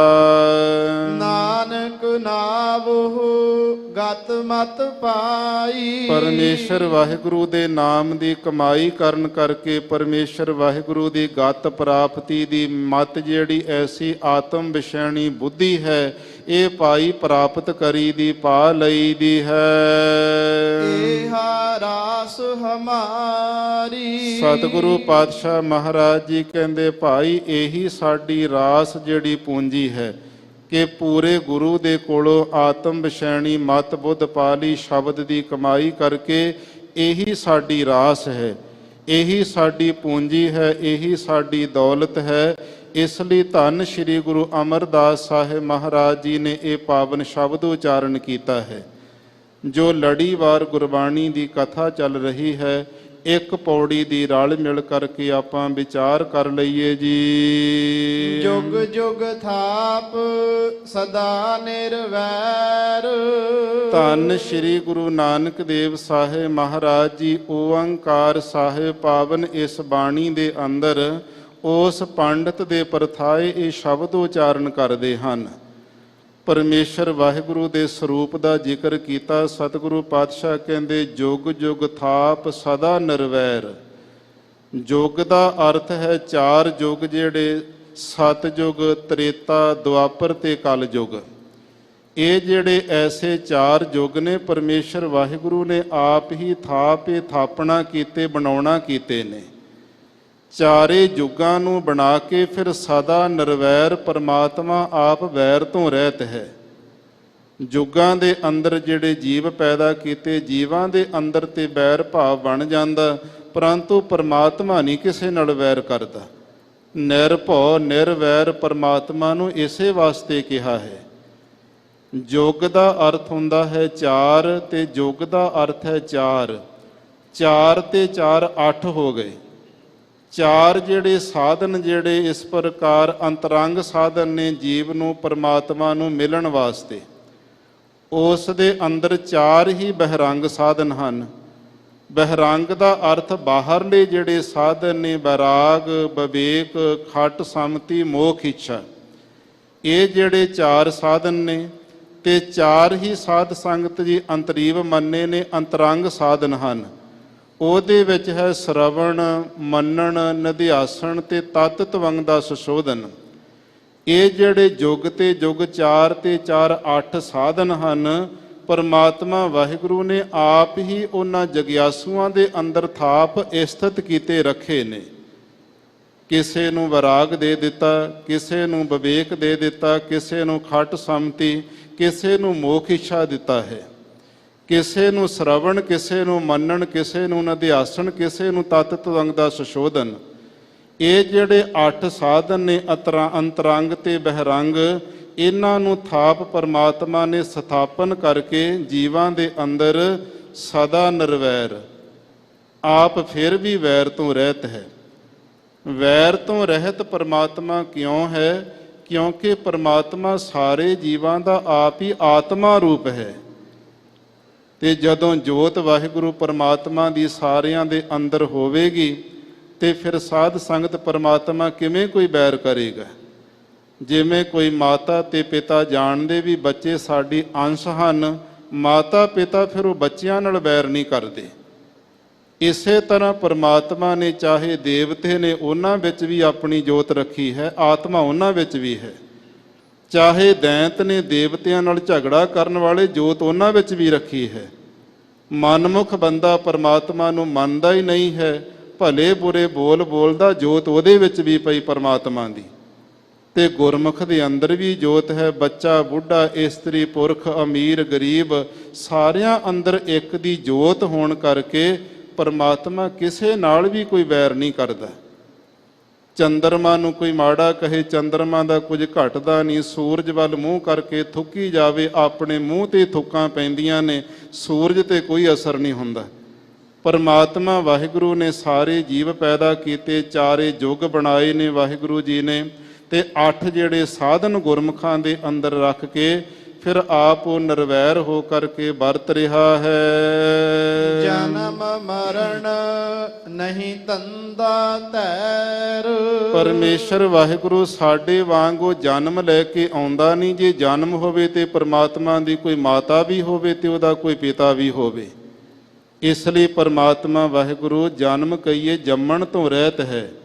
ਮਰਨ ਦਾ ਅਰਥ ਸਾਡੇ ਵਾਂਗ ਉਸ ਸਰੂਪ ਦੀ ਕਦੇ ਮੌਤ ਨਹੀਂ ਹੁੰਦੀ ਹੈ। ਇਸ ਲਈ ਸਹਿ ਭੰਗ ਕਿਹਾ ਪਰਮਾਤਮਾ ਨੂੰ, ਸੋਤੇ ਪ੍ਰਕਾਸ਼ ਹੈ। ਜਨਮ ਮਰਨ ਨਹੀਂ, ਇਸ ਲਈ ਪਰਮਾਤਮਾ ਦੇ ਅੰਦਰ ਜੰਮਣਾ ਤੇ ਮਰਨਾ ਨਹੀਂ ਹੈ। ਨਹੀਂ ਧੰਦਾ ਧੈਰ, ਇਹ ਜਿਹੜਾ ਨਹੀਂ ਸ਼ਬਦ ਹੈ ਇਹ ਦੇਲੀ ਦੀਪਕ ਹੈ। ਅਰਥ ਦੇ ਵਾਸਤੇ ਜਨਮ ਮਰਨ ਨਹੀਂ ਇੱਧਰ ਵੀ ਲੱਗ ਜਾਣਾ, ਨਹੀਂ ਧੰਦਾ ਧੈਰ ਤੇ ਅਰਥ ਵਾਸਤੇ ਧੰਦਾ ਧੈਰ ਦੇ ਨਾਲ ਵੀ ਲੱਗ ਜਾਣਾ। ਪਰਮਾਤਮਾ ਵਾਹਿਗੁਰੂ ਦੁਨੀਆ ਦੇ ਧੰਦਿਆਂ ਦੇ ਅੰਦਰ ਧੈਰ ਕਹੀਏ ਉਹ ਵਿਚਰਨ ਵਾਲਾ ਨਹੀਂ, ਧੌਣ ਵਾਲਾ ਨਹੀਂ ਹੈ। ਜਿਵੇਂ ਬੰਦਾ ਵਿਅਕਤੀ ਇਹ ਮਨੁੱਖ ਧੰਦਿਆਂ ਦੇ ਮਗਰੀ ਦੌੜਿਆ ਫਿਰਦਾ, ਸਾਰੀ ਜ਼ਿੰਦਗੀ ਬਰਬਾਦ ਕਰ ਲੈਂਦਾ। ਪਰਮਾਤਮਾ ਦੁਨਿਆਵੀ ਧੰਦਿਆਂ ਦੇ ਮਗਰ ਦੌੜਨ ਵਾਲਾ ਨਹੀਂ। ਨਿਰਗੁਣ ਰੂਪ ਦੇ ਅੰਦਰ ਟਿਕਿਆ ਹੋਇਆ, ਸਰਗੁਣ ਰੂਪ ਦੇ ਅੰਦਰ ਤਾਂ ਅਨੇਕਾਂ ਭਗਤਾਂ ਦੇ ਕੰਮ ਕੀਤੇ ਨੇ ਪਰਮਾਤਮਾ ਨੇ। ਨਿਰਗੁਣ ਸਰੂਪ ਦੇ ਅੰਦਰ ਕੋਈ ਵੀ ਪਰਮਾਤਮਾ ਵਾਹਿਗੁਰੂ ਧੰਦਿਆਂ ਦੇ ਵਿੱਚ ਧੌਂਦਾ ਨਹੀਂ ਹੈ, ਦੌੜਦਾ ਨਹੀਂ ਹੈ। ਜੋ ਦੀਸੈ ਸੋ ਆਪੇ ਆਪ। ਗੁਰੂ ਪਿਆਰਿਆਂ ਦੀ ਬਿਰਤੀ ਕੀ ਬਣ ਜਾਂਦੀ, ਗੁਰਮੁਖਾਂ ਦੀ ਅਵਸਥਾ ਹੁੰਦੀ। ਜੋ ਦੀਸੈ, ਜਿਹੜਾ ਵੀ ਕੁਝ ਉਹਨਾਂ ਨੂੰ ਦੀਸੈ ਦਿਸਦਾ ਹੈ, ਸੋ ਆਪੇ ਆਪ ਕਹਿੰਦੇ ਉਹ ਆਪੇ ਆਪ ਹੀ ਪਰਮਾਤਮਾ ਵਾਹਿਗੁਰੂ ਹੀ ਬਣਿਆ ਹੋਇਆ। ਸੂਰਜ ਵੱਲ ਵੇਖਦੇ ਤੇ ਕਹਿੰਦੇ ਇੱਥੇ ਪ੍ਰਕਾਸ਼ ਰੂਪ ਹੈ ਪਰਮਾਤਮਾ। ਚੰਦਰਮਾ ਵੱਲ ਵੇਖਦੇ ਤੇ ਇੱਥੇ ਸ਼ਾਂਤ ਰੂਪ ਹੋ ਕੇ ਵਰਤ ਰਿਹਾ। ਇਹ ਬਨਸਪਤੀ ਵਿੱਚ ਰਸ ਭਰੀ ਜਾਂਦਾ। ਗੁਲਾਬ ਦੇ ਫੁੱਲ ਵੱਲ ਗੁਰੂ ਦਾ ਪਿਆਰਾ ਗੁਰਮੁਖ ਵੇਖਦਾ, ਕਹਿੰਦੇ ਇੱਥੇ ਮੇਰਾ ਪਰਮਾਤਮਾ ਫੁੱਲ ਰੂਪ ਹੋ ਕੇ ਵਰਤਦਾ ਹੈ, ਇੱਥੇ ਸੁਗੰਧੀਆਂ ਦੇਈ ਜਾਂਦਾ। ਇਹ ਜੋਤ ਪਰਮਾਤਮਾ ਦੀ ਸਾਰਿਆਂ ਵਿੱਚ ਹੈ। ਗੁਰੂ ਦੇ ਪਿਆਰੇ ਫਿਰ ਸਾਰੀ ਜਗ੍ਹਾ ਤੇ ਜੋ ਵੀ ਦਿਸੈ ਦਿਸਦਾ ਉਹਨਾਂ ਨੂੰ ਦੇਖਦੇ ਨੇ। ਪਰਮਾਤਮਾ ਦਾ ਆਪਣੇ ਆਪ ਤੋਂ ਹੀ ਸਾਰਾ ਸਰੂਪ ਦੇਖਦੇ ਹਨ। ਆਪ ਉਪਾਏ ਆਪੇ ਕਟ ਥਾਪ। ਪਰਮੇਸ਼ਰ ਵਾਹਿਗੁਰੂ ਜੀ ਨੇ ਆਪ ਹੀ ਜੀਵਾਂ ਨੂੰ ਉਪਾਏ ਪੈਦਾ ਕੀਤਾ ਹੋਇਆ, ਆਪ ਹੀ ਸਾਰਿਆਂ ਦੇ ਘਟ ਹਿਰਦੇ ਅੰਦਰ ਆਪਣੀ ਜੋਤ ਨੂੰ ਵੀ ਸਥਾਪਨ ਕੀਤਾ, ਆਤਮਾ ਰੂਪ ਨੂੰ ਵੀ ਟਿਕਾਇਆ ਹੋਇਆ। ਆਪ ਅਗੋਚਰ ਧੰਦੈ ਲੋਈ। ਪਰਮੇਸ਼ਰ ਵਾਹਿਗੁਰੂ ਆਪ ਤਾਂ ਅਗੋਚਰ ਇੰਦਰੀਆਂ ਦੇ ਅਵਿਸ਼ੇ ਹੈ। ਹੱਥਾਂ ਨਾਲ ਪਕੜਿਆ ਨਹੀਂ ਜਾਂਦਾ, ਪੈਰਾਂ ਨਾਲ ਚੱਲ ਕੇ ਉੱਥੇ ਤੱਕ ਪੁੱਜਿਆ ਨਹੀਂ ਜਾਂਦਾ। ਅੱਖਾਂ ਉਹ ਰੂਪ ਨੂੰ ਵੇਖ ਨਹੀਂ ਸਕਦੀਆਂ, ਜ਼ੁਬਾਨ ਉਹਨੂੰ ਬਿਆਨ ਨਹੀਂ ਕਰ ਸਕਦੀ, ਕੰਨਾਂ ਦੇ ਨਾਲ ਉਸ ਸਰੂਪ ਦਾ ਪੂਰਾ ਜਿਹੜਾ ਨਿਰਣਾ ਸੁਣਿਆ ਨਹੀਂ ਜਾਂਦਾ। ਇਸ ਲਈ ਸਾਰੇ ਇੰਦਰੀਆਂ ਦੇ ਅਗੋਚਰ ਵਿਸ਼ੇ ਹੈ, ਪਕੜ ਤੋਂ ਪਰੇ ਹੈ। ਧੰਦਾ ਲੋਈ, ਇਹ ਜਿੰਨੀ ਵੀ ਲੋਈ ਲੁਕਾਈ ਹੈ, ਜਿੰਨਾ ਵੀ ਇਹ ਸੰਸਾਰ ਹੈ, ਇਹ ਸਾਰਾ ਧੰਦਿਆਂ ਦੇ ਵਿੱਚ ਹੀ ਖਾਚਤ ਹੋਇਆ ਹੋਇਆ। ਜੋਗ ਜੁਗਤ ਜਗ ਜੀਵਨ ਸੋਈ। ਅਕਾਲ ਪੁਰਖ ਪਰਮਾਤਮਾ ਵਾਹਿਗੁਰੂ ਜੀ ਦੇ ਨਾਲ ਜਿਹੜਾ ਜੋਗ ਜੋੜਨ ਦੀ ਜੁਗਤੀ ਹੈ, ਇਹ ਕਿਹਨਾਂ ਨੂੰ ਪ੍ਰਾਪਤ ਹੁੰਦੀ ਹੈ? ਜਗ ਜੀਵਨ ਸੋਈ, ਜਿਨ੍ਹਾਂ ਨੂੰ ਸੋਈ ਤਤ ਪਦ ਦਾ ਲੱਖ ਅਰਥ ਉਹ ਪਰਮਾਤਮਾ ਵਾਹਿਗੁਰੂ ਜਗਤ ਦਾ ਜੀਵਨ ਆਸਰਾ ਰੂਪ ਆਪ ਹੀ ਕਿਰਪਾ ਕਰ ਦੇਵੇ। ਉਹਨਾਂ ਜੀਵਾਂ ਨੂੰ ਜੋਗ ਜੋੜਨ ਦੀ ਜੁਗਤੀ ਕਹੀਏ, ਜਿਹੜੀ ਵਿਧੀ ਹੈ, ਢੰਗ ਤਰੀਕਾ ਹੈ, ਮਰਜ਼ਾਦਾ ਹੈ, ਇਹ ਪ੍ਰਾਪਤ ਹੋ ਜਾਂਦੀ ਹੈ। ਕਰ ਆਚਾਰ ਸੱਚ ਸੁਖ ਹੋਈ। ਜਦੋਂ ਗੁਰੂ ਦਾ ਪਿਆਰਾ ਕੋਈ ਸਾਧ ਸੰਗਤ ਜੀ ਐਸਾ ਆਚਾਰ, ਕੋਈ ਸ੍ਰੇਸ਼ਟ ਕਰਮ ਕਰਦਾ ਹੈ, ਭਗਤੀ ਕਰਦਾ, ਕੋਈ ਸੇਵਾ ਕਰਦਾ, ਕੋਈ ਸਿਮਰਨ ਕਰਦਾ, ਕੋਈ ਜਪ ਤਪ ਕਰਦਾ ਹੈ, ਫਿਰ ਉਹਨਾਂ ਨੂੰ ਸੱਚ ਸੁਖ ਹੋਈ। ਸੱਚੇ ਅਕਾਲ ਪੁਰਖ ਪਰਮਾਤਮਾ ਵਾਹਿਗੁਰੂ ਜੀ ਦੀ ਪ੍ਰਾਪਤੀ ਦਾ ਸਦੀਵ ਕਾਲ ਰਹਿਣ ਵਾਲਾ ਜਿਹੜਾ ਐਸਾ ਸੁਖ ਹੈ, ਉਹਦੀ ਪ੍ਰਾਪਤੀ ਹੋ ਜਾਂਦੀ ਹੈ। ਨਾਮ ਵਿਹੂਣਾ ਮੁਕਤ ਕਿਵ ਹੋਈ। ਧੰਨ ਸ਼੍ਰੀ ਗੁਰੂ ਨਾਨਕ ਦੇਵ ਸਾਹਿਬ ਜੀ ਪੌੜੀ ਦੀ ਸੰਪੂਰਨਤਾ ਕਰਦੇ ਹੋਏ ਉਚਾਰਨ ਕਰਦੇ ਨੇ, ਦੱਸੋ ਭਾਈ ਨਾਮ ਤੋਂ ਬਿਨਾ, ਨਾਮ ਤੋਂ ਸਖਣੇ ਹੋ ਕੇ, ਨਾਮ ਦੇ ਨਾਲੋਂ ਟੁੱਟ ਕਰਕੇ ਮੁਕਤ ਕਿਵ ਹੋਈ। ਕਿਵੇਂ ਮੁਕਤੀ ਹੋਵੇਗੀ? ਕਦਾਚਿਤ ਮੁਕਤੀ ਨਹੀਂ ਹੋਣੀ। ਜੇ ਮੁਕਤੀ ਕਿਸੇ ਨੇ ਪਾਈ ਹੈ, ਨਾਮ ਜਪ ਕੇ ਪਾਈ ਹੈ। ਜੇ ਕਿਸੇ ਨੇ ਮੁਕਤੀ ਪਾਉਣੀ ਹੈ ਤੇ ਨਾਮ ਜਪ ਕੇ ਹੀ ਮੁਕਤੀ ਹੋਵੇਗੀ। ਪਰਮੇਸ਼ਰ ਵਾਹਿਗੁਰੂ ਦਾ ਜਪਿਆ ਹੋਇਆ ਨਾਮ ਹੀ ਜੀਵ ਨੂੰ ਕੇਵਲ ਮੋਕਸ਼ਤਾ ਦਾ ਅਧਿਕਾਰੀ ਬਣਾਉਂਦਾ ਹੈ। ਇਹ ਪਰਮ ਪਵਿੱਤਰ ਉਪਦੇਸ਼ ਧੰਨ ਸ਼੍ਰੀ ਗੁਰੂ ਨਾਨਕ ਦੇਵ ਸਾਹਿਬ ਜੀ ਨੇ ਉਸ ਵੇਲੇ ਉਸ ਵਿਦਵਾਨ ਪੰਡਤ ਦੇ ਪ੍ਰਥਾਏ ਉਚਾਰਨ ਕੀਤੇ ਨੇ। ਅੱਜ ਸਾਨੂੰ ਸਾਰੀਆਂ ਸੰਗਤਾਂ ਨੂੰ ਸਾਂਝਾ ਉਪਦੇਸ਼ ਬਖਸ਼ਿਆ ਹੈ। ਗਰੀਬ ਨਵਾਜ਼ ਸਤਿਗੁਰੂ ਪਾਤਸ਼ਾਹ ਜੀ ਕਿਰਪਾ ਕਰਨ, ਸੁੰਦਰ ਵਿਚਾਰਾਂ ਸਾਡੇ ਸਭਨਾਂ ਦੇ ਮਨਾਂ ਤੇ ਤਨਾਂ ਵਿੱਚ ਲੀਨ ਹੋ ਜਾਣ, ਜਿਸ ਕਰਕੇ ਲੋਕ ਸੁਖੀਏ ਤੇ ਪਰਲੋਕ ਸਹੇਲੇ ਹੋ ਸਕੀਏ। ਅਗਿਆਤ ਵਸ ਵਿਚਾਰ ਕਰਦਿਆਂ ਅਨੇਕਾਂ ਪ੍ਰਕਾਰ ਦੀਆਂ ਹੋਈਆਂ ਭੁੱਲਾਂ ਚੁੱਕਾਂ ਦੀ ਖਿਮਾ ਬਖਸ਼ਣੀ ਜੀ। ਆਓ ਇੱਥੇ ਅੰਤਲੀਆਂ ਪੰਗਤੀਆਂ ਪੜ੍ਹ ਕਰਕੇ ਵਿਸਰਾਮ ਦੇਈਏ ਜੀ। ਕਰ ਆਚਾਰ ਸੱਚ ਸੁਖ ਹੋਈ। ਨਾਮ ਵਿਹੂਣਾ ਮੁਕਤ ਕਿਵ ਹੋਈ। ਵਾਹਿਗੁਰੂ ਜੀ ਕਾ ਖਾਲਸਾ, ਵਾਹਿਗੁਰੂ ਜੀ ਕੀ ਫਤਿਹ। ਵਾਹਿਗੁਰੂ ਜੀ ਕਾ ਖਾਲਸਾ, ਵਾਹਿਗੁਰੂ ਜੀ ਕੀ ਫਤਿਹ। ਸ਼ੇਰੇ ਪੰਜਾਬ ਗੁਰਬਾਣੀ YouTube ਚੈਨਲ ਨੂੰ ਵੱਧ ਤੋਂ ਵੱਧ ਸਬਸਕ੍ਰਾਈਬ ਕਰੋ ਤੇ ਇਸ ਤੇ ਗੁਰਬਾਣੀ, ਸ਼ਬਦ ਕੀਰਤਨ ਤੇ ਇਤਿਹਾਸ ਨਾਲ ਵੱਧ ਤੋਂ ਵੱਧ ਜੁੜ ਕੇ ਆਨੰਦ ਮਾਣੋ ਤੇ ਆਪਣੀ ਜ਼ਿੰਦਗੀ ਨੂੰ ਸਫਲ ਕਰੋ। ਵਾਹਿਗੁਰੂ ਜੀ ਕਾ ਖਾਲਸਾ, ਵਾਹਿਗੁਰੂ ਜੀ ਕੀ ਫਤਿਹ।